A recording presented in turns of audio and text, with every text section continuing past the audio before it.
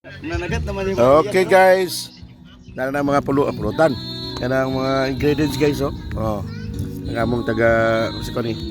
buhay. Taga Kilaw. Prepare the di ba? Balat with pusit o sea cucumber with inihaw nating pusit guys. Paborito ng bayan. With bombay o sibuyas guys. And luya.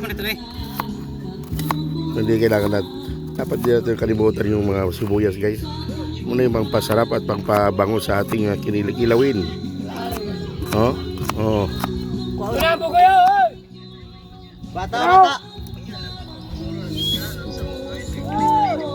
Oy, okay ra pa diya. Oh, mga double cards. Ihoy raman na. Ako. With matching Coca-Colas. Sige, matingnan ko nga. Oh. Ganda na yan guys. Oh, mastermind guys oh. No?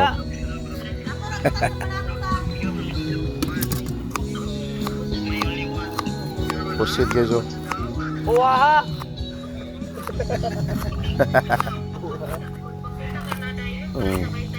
Papunta tayo dayon. Pumunta ka na dito. Dito sa Mindanao, kailangan mayroon po siyang tinatawag natin kauban ba? tabon-tabon or yung tinatawag natin na suha. Ang suha kasi sa Tagalog is kuwan. Citrus as na maungon. Pero dito yan, iba-iba po sa amin guys, yung pang ingredients po yan sa kilawin. Ganyan ang pagbutan, yung ganyan ang paghiwa ng guys, luya. Ang suwa na, ang Tagalog na, baungon. Siya, nadyawan mo. Bisaya niya. Bisaya ba? Baungon mo yan. Hala, baungon. Sa Tagalog ba? Ano, masito. Musito. Maliit na baungon, lumisito. Alamansi.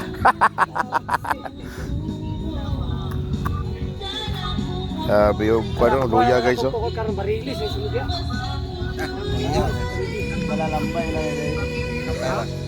Oh, napakalinaw. Linaw.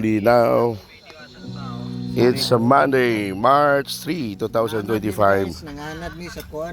With sili. Mahirap pag ang kilawin guys pag walang sili. Hindi masarap pag walang sili guys. Parang ayaw ng pagkain dahil sa maraming sili oh. Sa Metro Manila, wala ka masyadong makita ganitong klaseng sili. Kasi ang sili sa kanila, ang karamihan is labuyo. Napakano? Nawa.